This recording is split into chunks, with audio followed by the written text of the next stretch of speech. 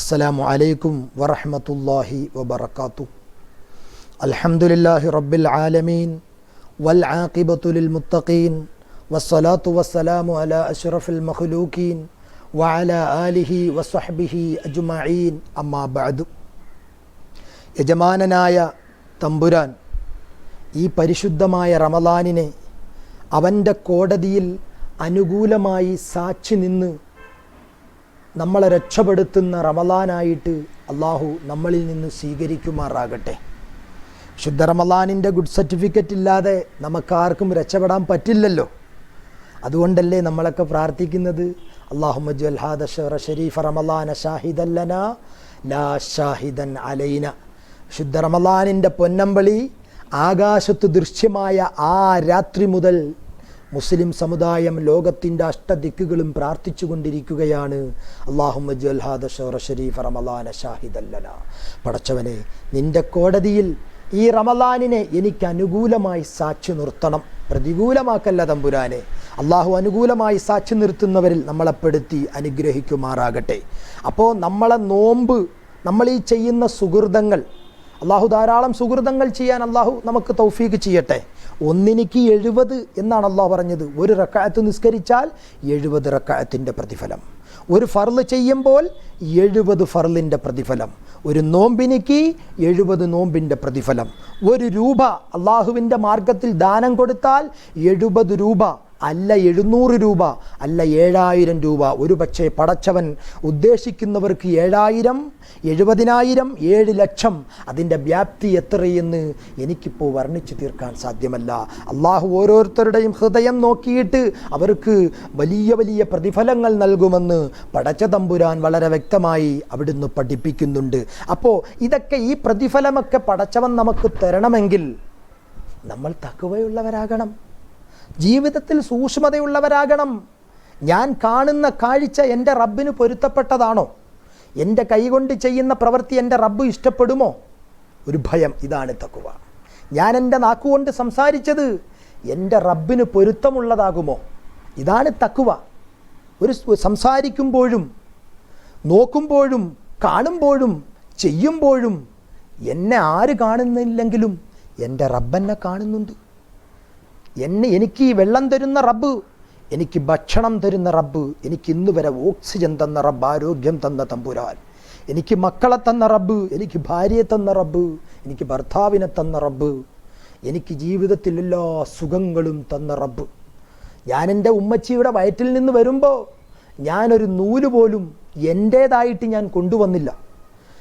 ഞാനിവിടെ വന്ന് എന്നെ വളർത്തിയ റബ്ബ്, എനിക്ക് വേണ്ടതൊക്കെ തന്ന റബ്ബ്. ആ റബ്ബ് ഞാൻ ചെയ്യുന്ന പ്രവൃത്തി കണ്ടുകൊണ്ട് നിൽക്കുകയാണ്. ആര് കാണുന്നില്ലെങ്കിലും ഒരുപക്ഷേ ഞാൻ ചെയ്യുന്ന പ്രവൃത്തികൾ, എൻ്റെ മോശപ്രവൃത്തികൾ എൻ്റെ മക്കളെ കാണാതെ എനിക്ക് ചെയ്യാം, എൻ്റെ ഭാര്യ കാണാതെ, അല്ലെങ്കിൽ എൻ്റെ ഭർത്താവ് കാണാതെ എനിക്ക് ചെയ്യാം. എന്നിട്ട് അവരുടെ മുന്നിൽ നല്ല പിള്ളയായിട്ട് എനിക്ക് ചമഞ്ഞു നടക്കാം, ആരുമറിയില്ല. പക്ഷേ എൻ്റെ ഈ പ്രവർത്തനങ്ങൾ കാണുന്ന ഒരാളുണ്ട്, അതാണ് എൻ്റെ ജഗദീശ്വരനായ അള്ളാഹ്. ആ അള്ളാഹ് ഇതെല്ലാം കാണുന്നുണ്ട് എന്ന ഭയം. ഒരു കാര്യം പറയുമ്പോഴും ചെയ്യുമ്പോഴും പ്രവർത്തിക്കുമ്പോഴും ഇതാണ് തഖ്വ. എൻ്റെ ശ്രോതാക്കളെ, ഇതിനാണ് തഖ്വ എന്ന് പറയുന്നത്. ഇത് മേടിക്കാൻ കിട്ടുന്ന സാധനമല്ല, നമ്മുടെ ഹൃദയത്തിൽ ഉണ്ടാകേണ്ട കാര്യമാണ്. തഖ്വയ്ക്ക് 4 ഗുണങ്ങളുണ്ട്. ആ 4 ഗുണങ്ങൾ നമ്മളിൽ സമ്മേളിച്ചാൽ നമ്മൾ തഖ്വയുള്ളവരാണ്. 1, ഖൗഫ്, ഖൗഫുല്ലാഹ്, പടച്ചവനോടുള്ള പേടി. ഏത് കാര്യം ചെയ്യുമ്പോഴും നേരത്തെ പറഞ്ഞതുപോലെ എൻ്റെ റബ്ബ് കാണുന്നുണ്ട്, ചെയ്യില്ല. ഒരു പാപകരമായ കാര്യത്തിലേക്ക് നടക്കുമ്പോൾ എൻ്റെ റബ്ബെന്നെ കാണുന്നുണ്ട് എന്ന ഭയം, അത് തഖ്വയുടെ 1ാമത്തെ ലക്ഷണമാണ്. ശ്രോതാക്കളെ, മനസ്സിലാക്കണം, ഇത് നമുക്കുണ്ടോ എന്ന് നമ്മൾ പുനർവിചിന്തനം നടത്തണം.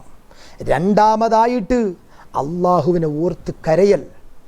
എൻ്റെ റബ്ബ് എനിക്ക് എത്ര സുഖ സൗകര്യങ്ങൾ തന്നു, എനിക്ക് ഭക്ഷണം തരുന്ന റബ്ബ്, വെള്ളം തരുന്ന റബ്ബ്.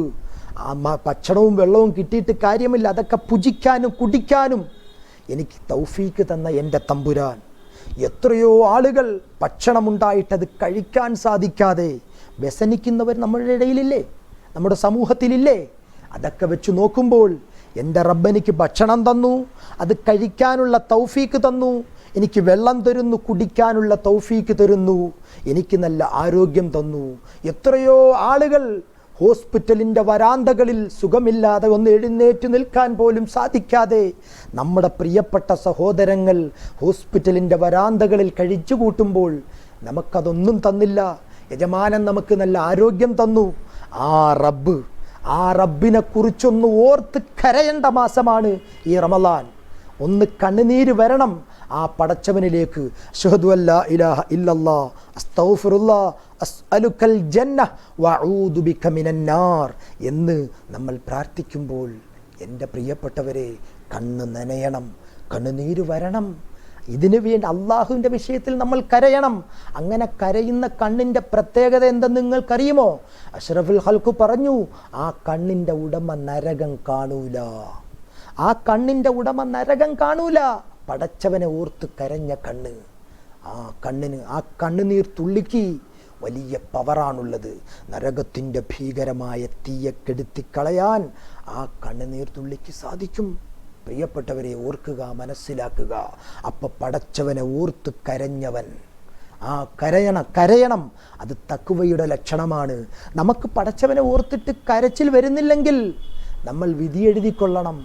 ഈ തഖ്വ എന്നത് എൻ്റെ ഹൃദയത്തിൽ കുടിയിരിപ്പില്ല, എൻ്റെ ഹൃദയത്തിൽ തഖ്വയില്ല, എൻ്റെ റബ്ബ് എന്നെ സ്വീകരിക്കൂല എന്ന് നമ്മൾ വിധിയെഴുതിക്കോ. അള്ളാഹു പടച്ചവനെ ഓർത്ത് കരയുന്ന സ്വാലിഹീങ്ങളിൽ നമ്മളെ ഉൾപ്പെടുത്തി അനുഗ്രഹിക്കുമാറാകട്ടെ പ്രിയപ്പെട്ടവരെ. അതുപോലെ അപ്പോൾ 1-2 കാര്യം ഞാൻ പറഞ്ഞു.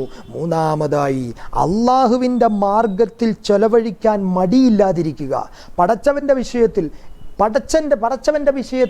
സാധുക്കളായ പാവപ്പെട്ട പിതാക്കൾ മരിച്ചുപോയ കുഞ്ഞുമക്കൾ, യതീമീങ്ങൾ, അതേപോലെ വിവാഹപ്രായമെത്തിയവർക്ക് സാമ്പത്തിക ബുദ്ധിമുട്ട് അനുഭവിക്കുന്നതിൻ്റെ പേരിൽ അനുയോജ്യമായ ഇണകളെ തേടിപ്പിടിച്ച് അവർക്കൊരു കല്യാണത്തിന് ഭാഗ്യം ലഭിക്കാതെ ഇരിക്കുമ്പോൾ അവരെയൊക്കെ സഹായിക്കാനുള്ള മനസ്സ്, യതീമീങ്ങളെ സഹായിക്കാനുള്ള മനസ്സ്, സമൂഹത്തിൽ വിധവകൾ, വളരെ ചെറുപ്പത്തിൽ ഭർത്താക്കന്മാർ ആകസ്മികമായി മരണപ്പെട്ടു പോയി വിധവകളായി കഴിയുന്നവർ, അവരെ സഹായിക്കാൻ നിനക്ക് മനസ്സുണ്ടോ?